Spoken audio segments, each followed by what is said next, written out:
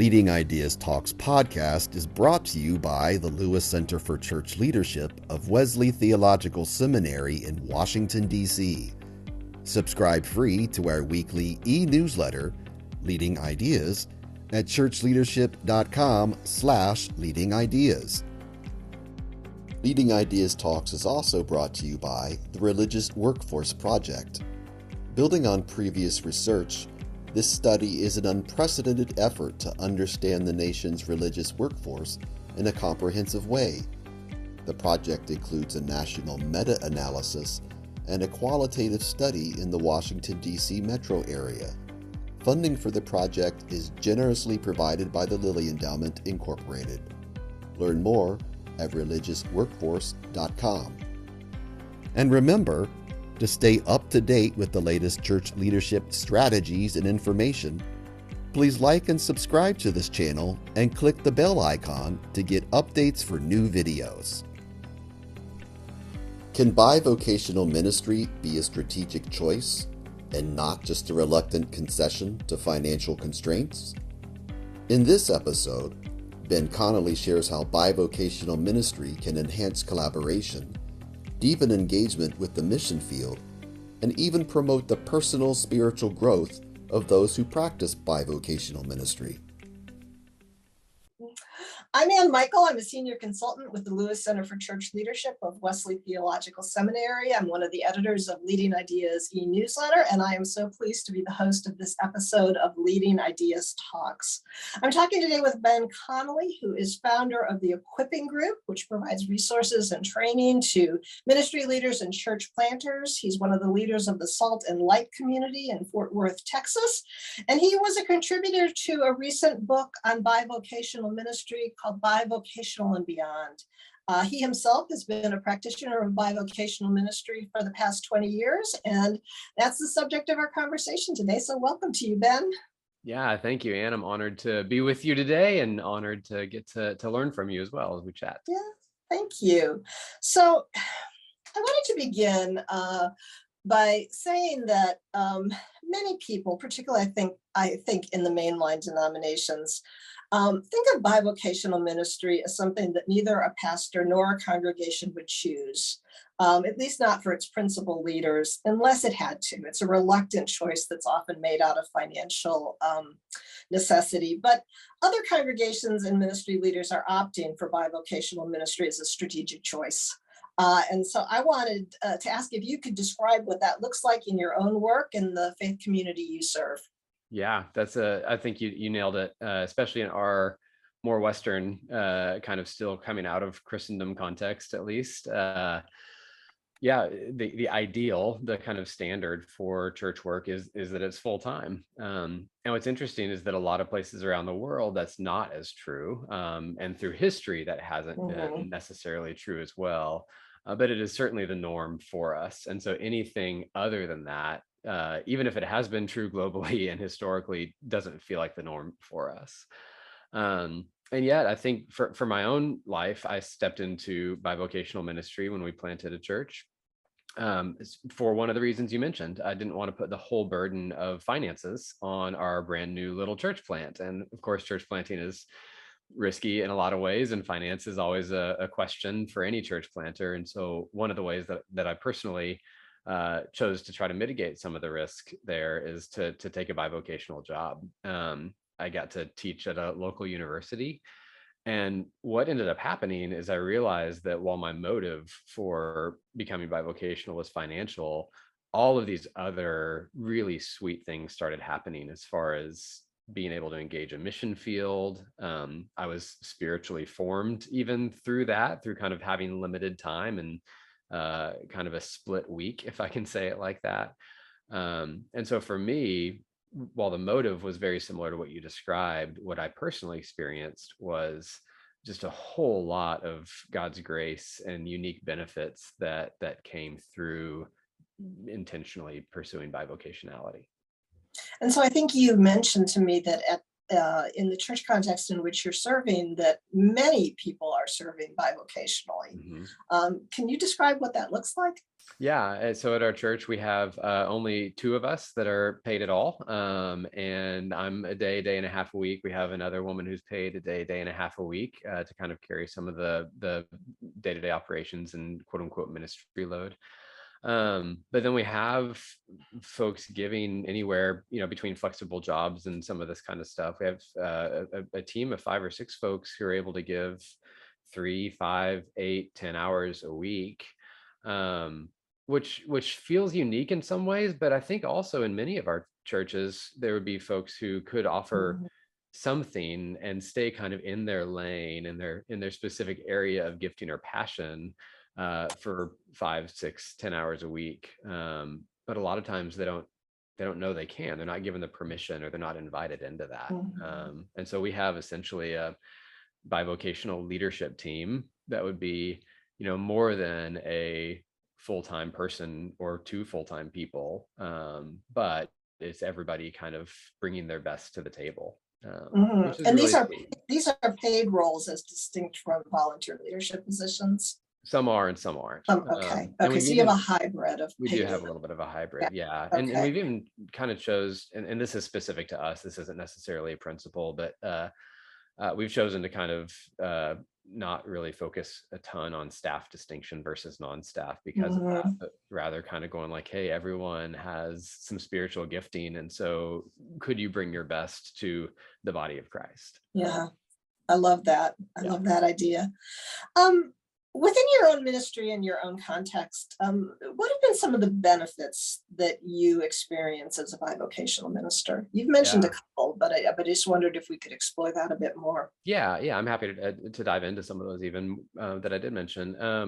The first is like there has been some freedom for our churches to use finances differently. And so we've been able to just for clarity, I planted a church 12 years ago, and it was bivocational the entire time. And then we planted another church about a year and a half ago, and also in bivocational. So as I talk about our church, there's both some history there and also some newness. So it may sound a little bit confusing, but in both churches, we've been able to use some of the finances to bless the neighborhoods that we've been meeting in, or to kind of use the term benevolence, been able to try to help folks in need, whether in our community or connected to our mission field or this kind of stuff, in ways that if I was pulling a full-time salary, or somebody was pulling a full-time salary, we wouldn't have as much capacity for. So there is a financial benefit, not just for me or the planter, but for the church to really use,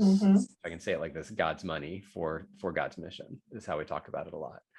And then I mentioned briefly that there's some spiritual implications. I think that one of the biggest things I had to learn, and a lot of bivocational leaders that I get to work with have to learn, is that it takes a lot of humility to both say, I don't have the literal capacity in a given week to carry everything, and I am unable, therefore, to carry out everything that a church or ministry needs. And so with that comes a reliance on others, which I think we would both say is an echo of a reliance on the Spirit to do what only God can do.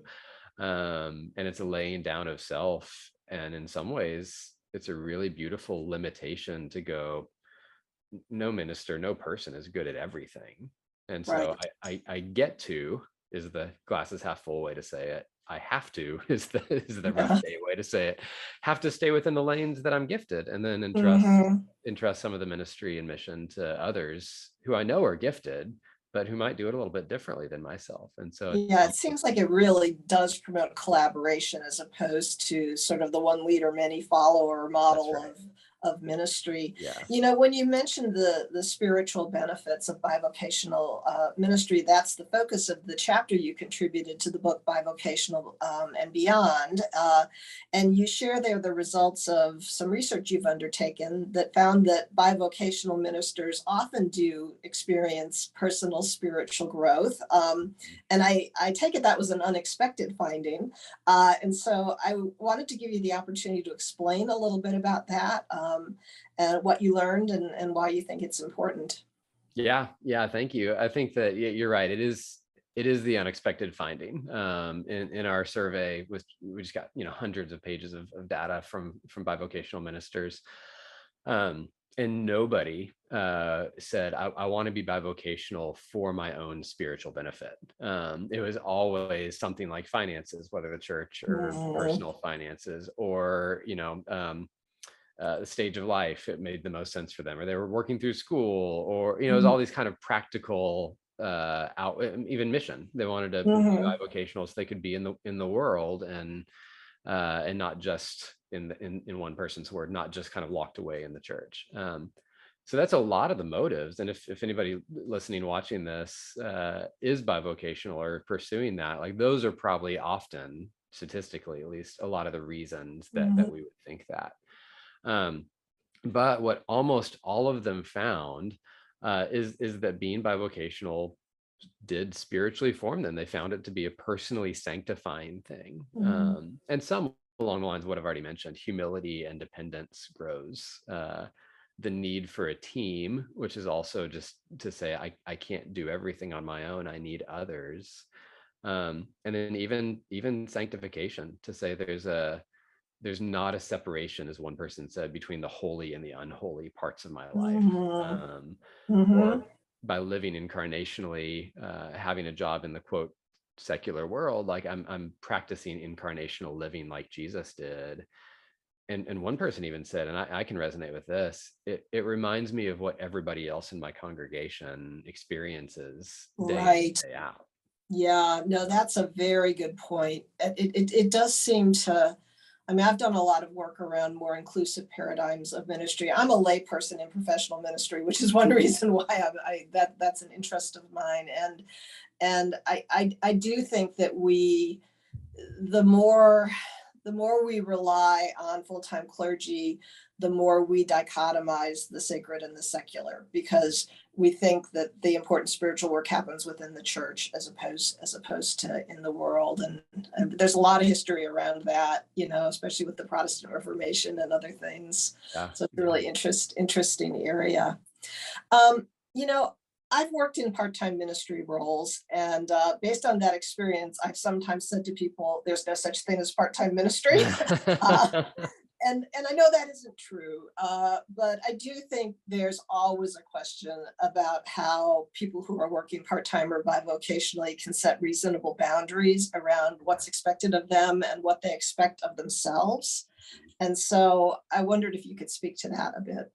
Yeah, I think that is certainly, you're hitting on, according to our results, and just even experientially, I could say this, my wife would definitely tell you this, the ministers we work with, time is the big question. At the same time,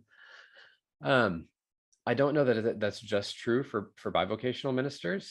I'm sure this is true for I know it's true for professors. I know it's true for anyone outside of kind of shift work, where you have a clock in, clock out time, and even that, I think it's tough to be able to say, okay, I'm turning it on, I'm turning it off.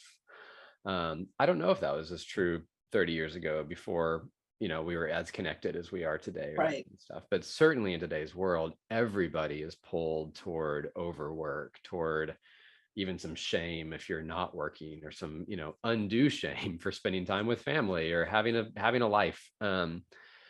What's really interesting is that several bivocational ministers actually talk about how if folks in their congregations, if folks in their church families know that they have another role, right, there's actually been more protection of that time, because just by kind of being overtly saying, hey, I have these days of the week to give to the church, or this many hours a month to give to ministry, the others are working on cars, or serving coffee, or being a consultant, or teaching, or whatever else, the congregation generally responds well to that. And so sometimes it's the full-time ministers who have a harder time, whether their own expectations or others' expectations, have a harder time turning it off, because, well, you're my pastor, you're available 24/7. Right. Yeah, no, I think that's probably right. And having if you are truly bivocational in the sense that you have other work or other responsibilities, you have to enforce a boundary in a way that someone who is a full-time minister, may not have to, or people may not think they have to. So, Yeah, that's right. And even in that, to go back to the personally sanctifying aspect of this, sometimes that means that that person can't get a hold of you because you're at work. mhm, So they call a small group leader or just a fellow right. follower of Jesus that they know, and that person helps walk them through whatever issue. And Mhm, that's really beautiful. Like that's it's the priesthood of all believers. It's what we want to see happen. And yet for a lot of ministers, it challenges our very identity and right. goes like, oh no, I like to be the one who helps see the light bulb go on. Yeah. And what does it do to me if somebody else does that in my stead? And Yeah. so there's even some sanctifying moment there of is Mhm, my identity in my role, is my identity in my function with this person, or am I able to celebrate, hey, this is a really biblical thing. We've equipped the saints for the work of ministry, and they're doing the ministry. It doesn't just rely on me. It's mhm. beautiful theoretically, but it's hard sometimes. Yeah. Beyond this issue of setting reasonable boundaries, what are some of the other common challenges or pitfalls that you find with the bivocational ministers that you train and coach? Yeah. I mean, time really truly is the biggest one, kind of that figuring out boundaries, figuring out what the balance is. I think a subset of that is figuring out what type of second job or perhaps first job fits well. So there are certainly jobs that are more flexible, or jobs that you do have kind of set shifts or this kind of stuff. And jobs that are more people oriented, like those kind of jobs typically fit well with bivocational Mhm. ministry. But jobs that are a little bit more stringent time wise, or you don't know which days of the week you're going to have to work, or this kind of stuff, maybe they're less people oriented, so you're not actually getting to live on mission. You're in the world but not really in the world. If you will, navigating the type of job that can work well, I think is all I'm trying to say.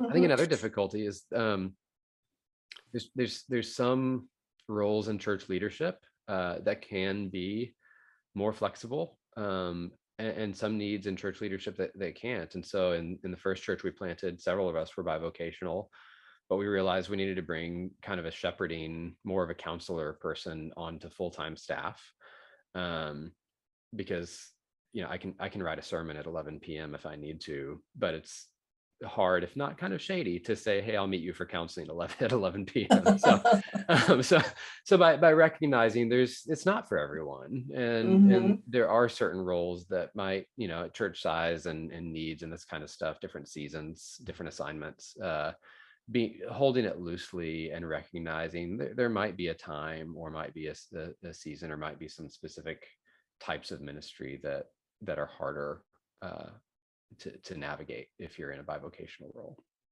How about from the congregation's perspective? Hmm. What are some of the things that a congregation needs to be mindful of, Yeah. or things that might be challenging? Yeah, I think the boundaries that we've already discussed a little bit, and some of that's just on the minister or ministers to communicate well.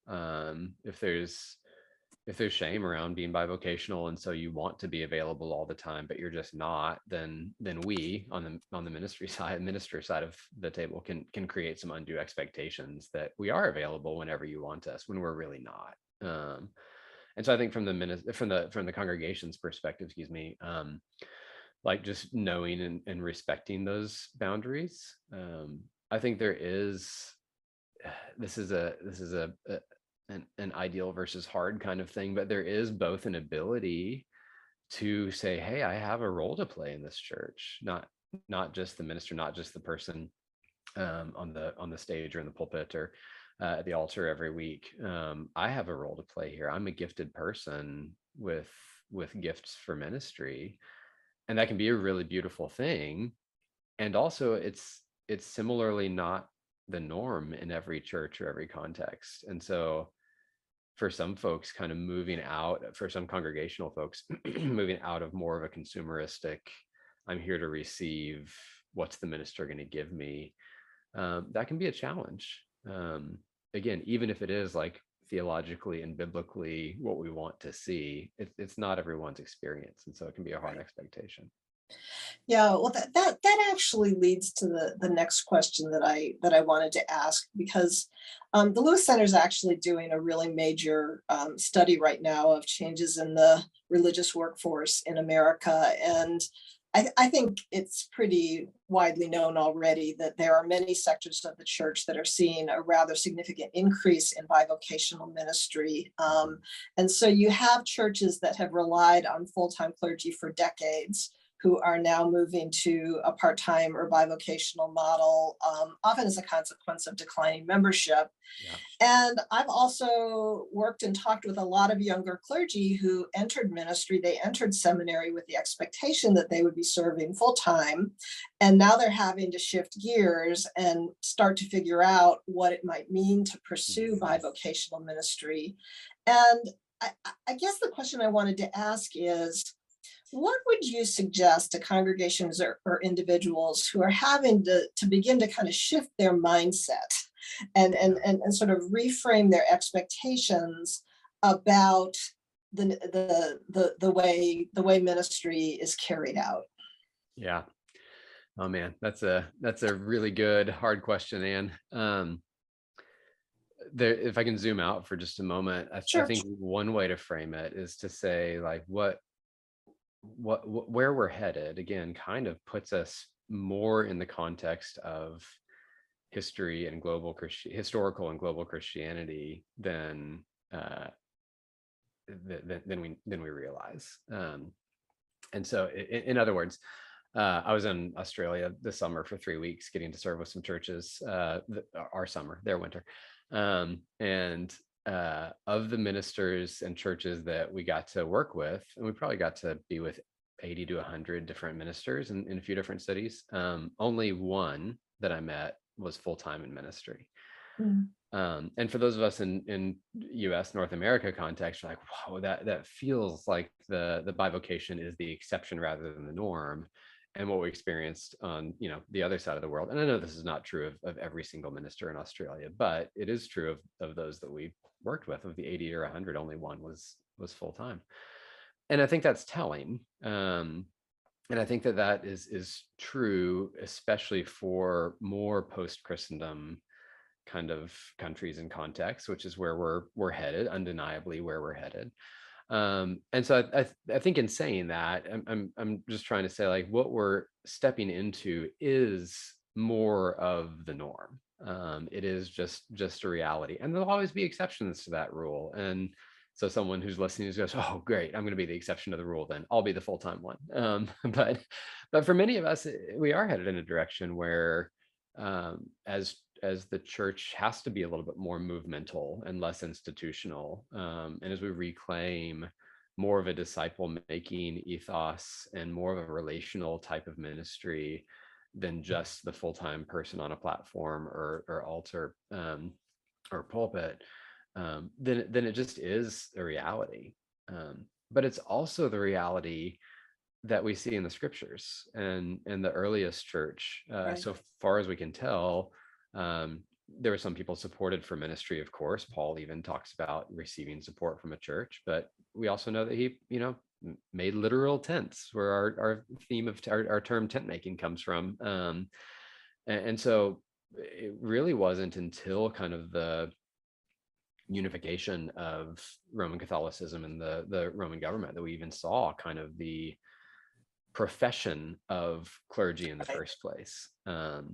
And so again, like that is a really zoomed out historical philosophical thought. But where it becomes tangible is kind of saying where we're moving is both true of kind of history past and history future around the globe. And what we see in some of those contexts is some really sweet movements of God's church.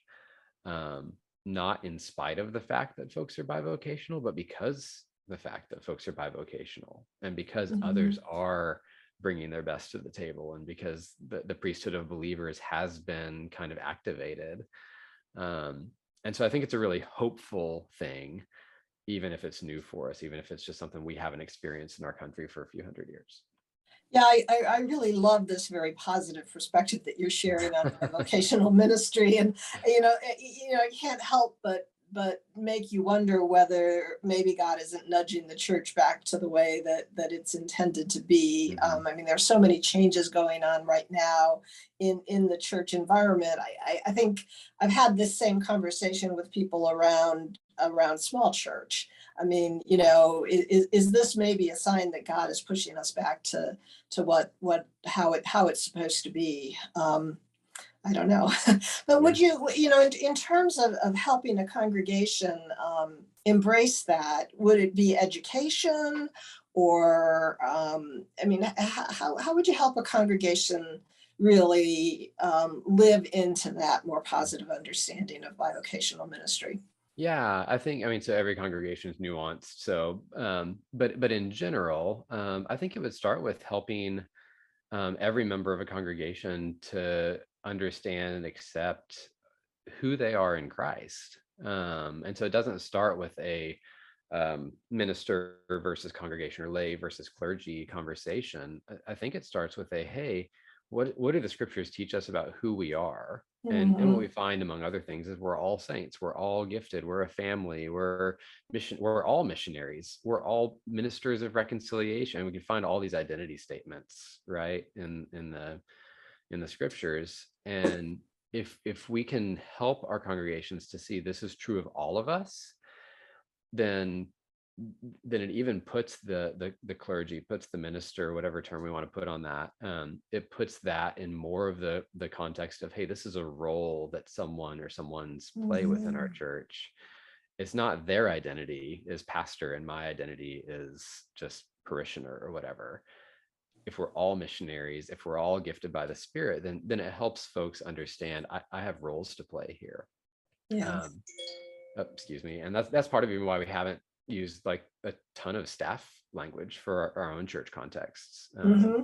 of just trying to say, hey, we're all members of the church family, and we all have different roles in the family, kind of like I'm a father and a husband in my family. But guess what? I have a newly 10-year-old daughter and a 12-year-old daughter and an 8-year-old son, and they have roles to play as well, and they look different, but they're all part of the family. And Right.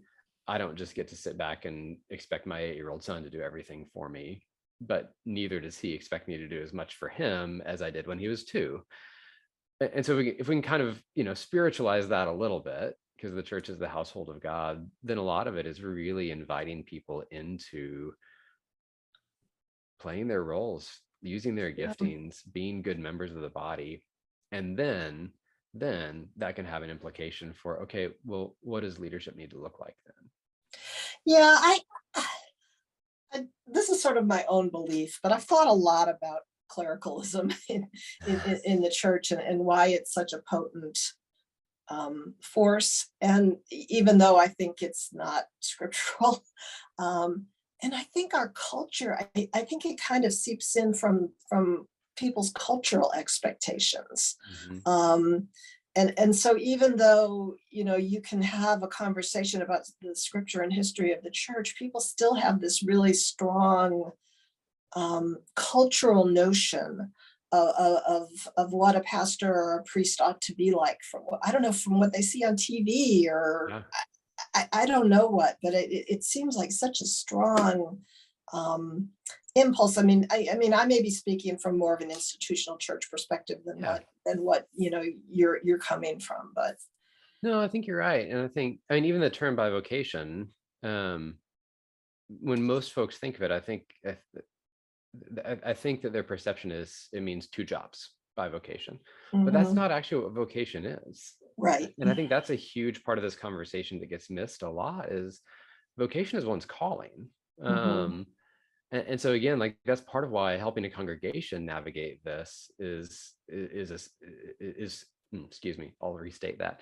Um, I think part of helping a congregation navigate this must start with who are we called to be together? Because if it's just about a job, then it's like, Yeah. I can either be a doctor or a minister or a barista. Then it loses this God ordained calling aspect of it. And there's a degree to which we're all called, first to God and then to ministry and mission on some level. And so your point about clericalism is really, really poignant, because there's a degree to which we have to kind of help folks see that it's more than a job. Ministry is more than a job. And whatever job I have as a minister, I'm still first and foremost a child of God. I'm still first and foremost a gifted person of the Spirit, called to make disciples, empowered by the Spirit to do so. But so are you. If you're a teacher, you are also a child of God. You're also gifted by the Spirit, called to make disciples and empowered to do so. And so are you if you work at Starbucks or you work at, KPMG or whatever. Like, we all have this vocation and we all have gifts and we're all called to these things. If I happen to be paid part-time or full-time as a minister, it just means I have a few more hours to do what we're all called to do. Right. You have the privilege of being allowed to That. spend a bit more time on it. That's how I've always looked at it Yeah. in my professional ministry, that I have a privilege because I have been in paid ministry roles to be able to spend more time. And I think that's a way to look at it, instead of it being an entitlement that you deserve to earn your living from the church. Yeah. To begin to draw this to a close, I wanted to talk a bit about preparation. As someone who works in theological education, I think our seminaries are set up to train people for a model of ministry that I sometimes refer to as the chicken in every pot model. When I was in seminary, I was already in full-time lay professional ministry. I wasn't preparing for ordination, and I was very aware of the ways in which the education that I was receiving implicitly assumed the model of a full-time solo pastor. And I think that's changing, but probably not as quickly as it should. So my question is, what can we do to better educate and train and equip people who might be ministering bivocationally? Yeah. Oh, that's a hard question that I think every seminary, Bible college, institute of higher learning related to ministry is navigating right now, both in the US and beyond.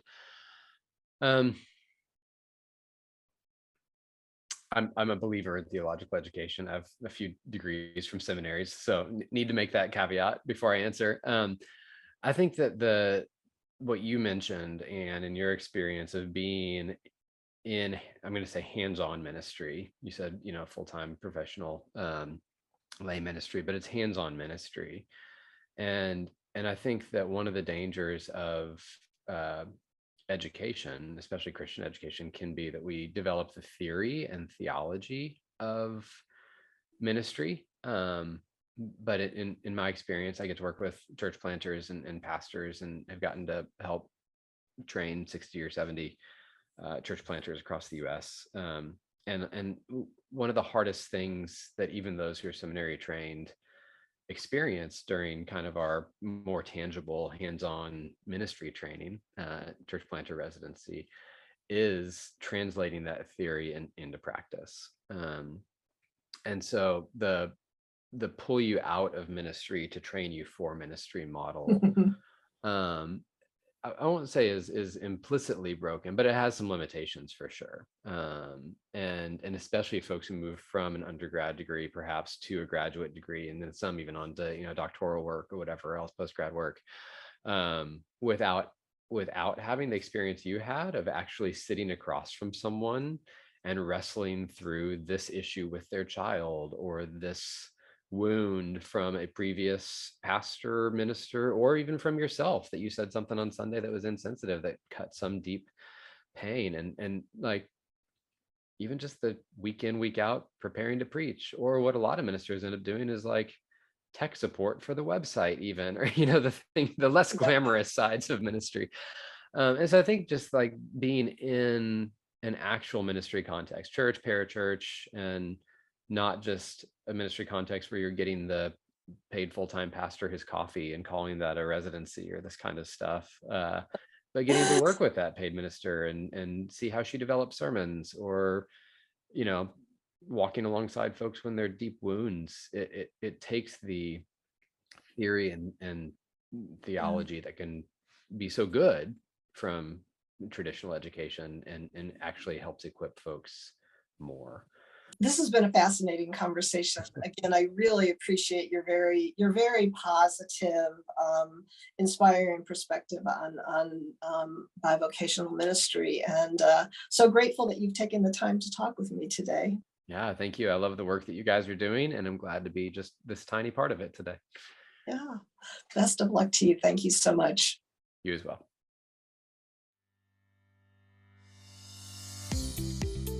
Thanks for joining us for Leading Ideas Talks.